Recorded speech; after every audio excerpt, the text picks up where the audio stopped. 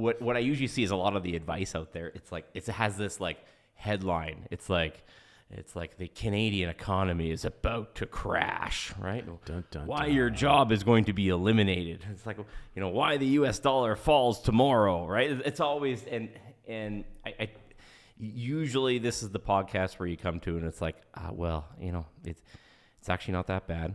And all the changes that you're going to see, they're going to happen much slower than you think, and that's usually the answer. And we tell people how to put it practically into use, right? Because we all expect that Lehman Brothers blow up moment, right? But for the most part, that's not how the world operates. Does it happen once in a while? Yes, but if you expect that to happen every day or every week or every month or even every year, you're going to make the wrong financial choices. Yeah, yeah. I think with the way social media is going and the number of fear porn articles and rage porn stuff that's going on out there, helping people to get angry at government, angry at policies, angry at this and that, and they're just trying to find something to occupy their mind as well as someone to blame for their situation and circumstances. And it's not a healthy place to be, and we're just inundated with these headlines and articles and newscasts and these finfluencers who are just putting out all this negative information. And I think it's doing something to our human psyche. Yeah. So I mean, and so when I post the title this time, shocking. It actually is. Yeah, this one's weird. There's very few things that are like shocking. It's usually like little changes, and we tell people how to navigate and how do they actually use these strategies to build wealth in Canada. How do you get into the top 20%? How do you get in the top 1%? Right? But this is a game changer. Like I haven't had a piece of news come across my desk like this until since October 13th last year. So we're very close. October 13th last year, when the United States Securities and Exchange Commission did not file their appeal rights for Bitcoin, for the spot Bitcoin ETF, right? Yeah. And you remember me talking about it that day, and I was like, I'm buying a whole pile of Bitcoin, right? Because it was a gimme, like it was a layup, right? Like you knew that Bitcoin ETF in October was going to get approved because they didn't, it didn't get announced. It wasn't talked about a lot, but the Securities and Exchange Commission didn't appeal the Grayscale court case. Their 45 days expired on October 13th, and it was a gimme. Buying Bitcoin at 40,000 Canadian on that day was a gimme, right? Yeah. This announcement isn't the same as them approving the spot ETF in the United States, but it's pretty big. It's pretty big. It's not going to be as easy as the Bitcoin play, right? Yeah. But it's a very exciting play. There's a lot of opportunity in it and a lot of potential missteps. And we talk in Canada about losing your principal gains, your principal residence deduction. So having to pay tax if you sell your primary residence. And these new mortgage rules, I can see them pointing people in the direction where they are going to inadvertently trigger tax on the principal residence. And if you stick around in this podcast, I'll explain why, right? But let's break into it. Okay, so I just want to show here, like if you type this into Google, Government of Canada mortgage updates, okay? And I just type in the updates, just like that. You're going to see the boldest mortgage reforms in decades on the Government of Canada website. So even the Government of Canada website is getting into the taglines now. Man, they're they're up in their game. Well, now that they got issues with the CBC, not being the main broadcaster in Canada, they have to take it upon themselves. Or maybe that's where their jobs are going. I'm not sure. And I'll take you to this announcement. This is the announcement in September. This is not the one we're talking about, but I want people to be able to differentiate between the two.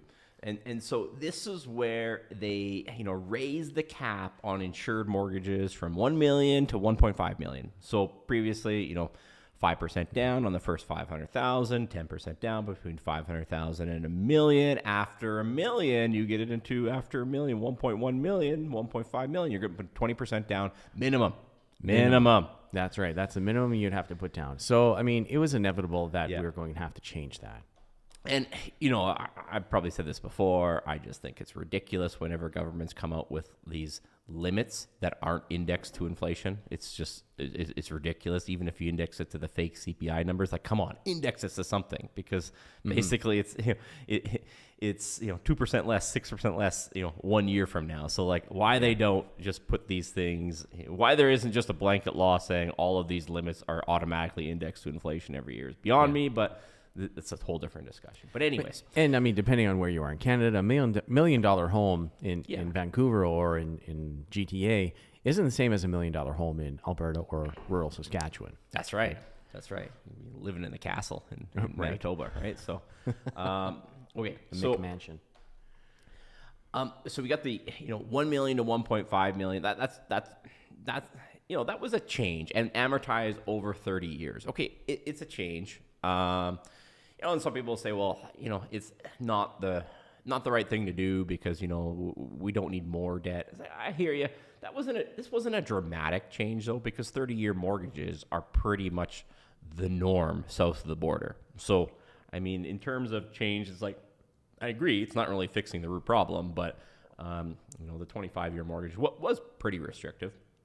But anyways, this is a very small change compared to the one that came out 3 days ago. Okay.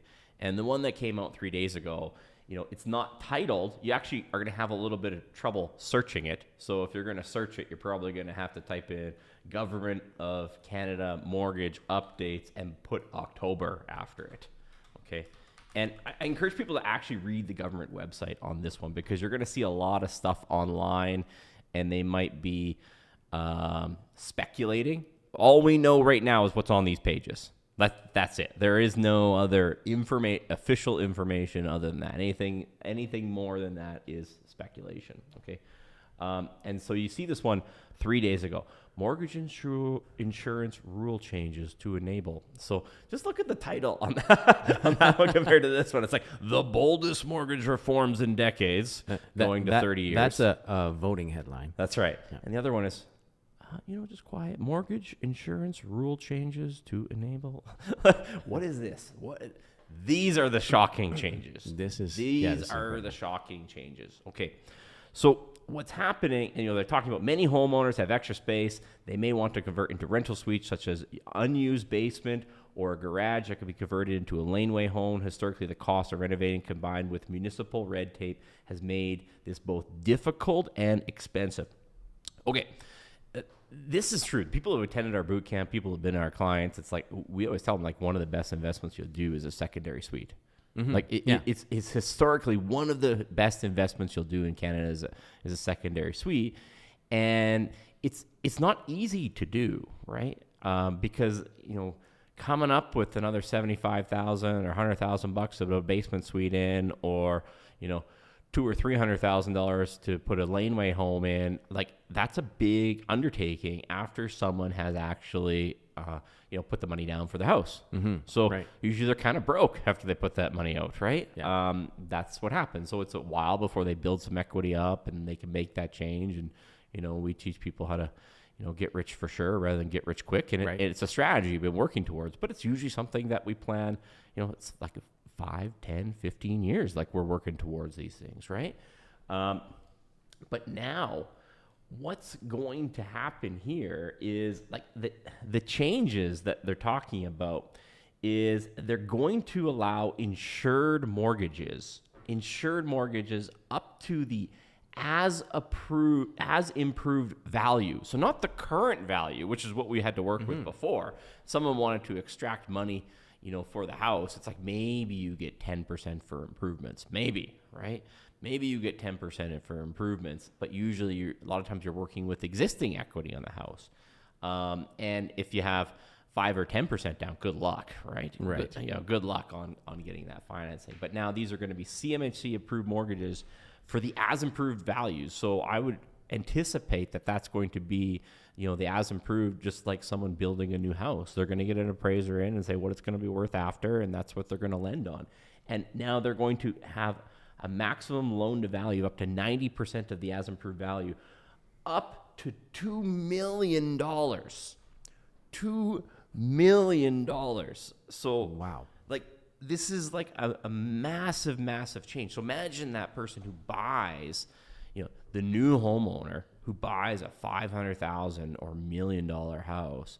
All of a sudden, immediately, they're going to try to become an amateur developer, and they're going to try to, add suites to the house. And if you keep going down on the document, it talks about 4 units, I believe. So they're going to allow people up to 4 units. Okay, that's a problem here. Yeah, right there. Right here. Maximum of 4 dwelling units, including the existing unit, and this has to be a property that you or a relative lives in. Okay. Close relative. What do they mean by close relative yet? Don't know yet. It just says close relatives. Okay. Okay. So just because they're changing the mortgage rules, though, that does not mean that they're changing the Income Tax Act. Okay. So you have a classic example. You have someone with a principal residence, and they add a basement suite or a laneway home. Okay.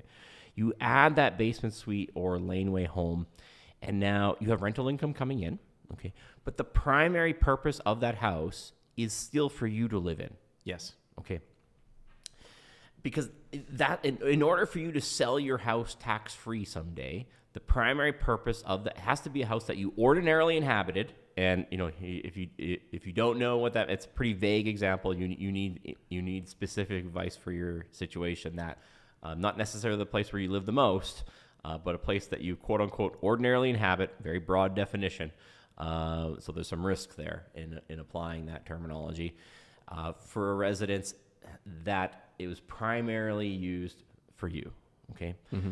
So let's pretend you knock over the 80-year-old home on the 50-foot lot that you bought, and you build a 4-plex because they gave you this loan. Okay. If you do that, now all of a sudden you're occupying 1 unit and renting out 3. You are going to get slaughtered when you try to say that that is your principal residence, that the primary purpose of that was your principal residence, because maybe they're 4,000 square foot units and you're occupying 1,000 of the 4,000 square feet, 25%, and you've been writing off 75% of the expenses related to that house, right?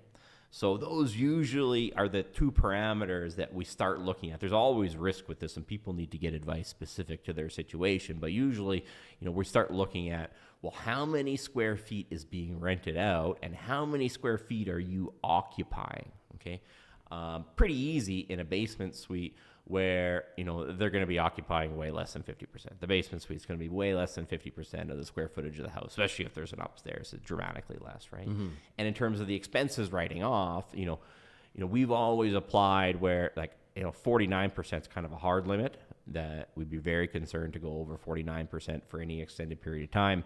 But usually we like to play a little safer and just say a third. And so but that's a big deal. Historically, you get someone with a basement suite, and they're writing off a third of their mortgage interest, a third of their property taxes, a third of their utilities, a third of their repairs in perpetuity while they live in that house. That's why people don't understand the tax benefit of having a suite in your principal residence. It's a massive, massive tax benefit. Okay. But, we usually get really concerned when we're writing off more than a third of those expenses, right? And certainly, it's this kind of do not pass go at more than 49%. So the person who conducts the 4-unit suite, they're going to have, who constructs the 4-unit suite, they're going to have a tax problem where they might be giving up their principal residence exemption. And that might be fine if they have other real estate plays, right? Maybe this place wasn't designed to be their principal residence, but people need to be very, very aware with this, that this is not changing the Income Tax Act. It is only changing your ability to get the mortgage, right?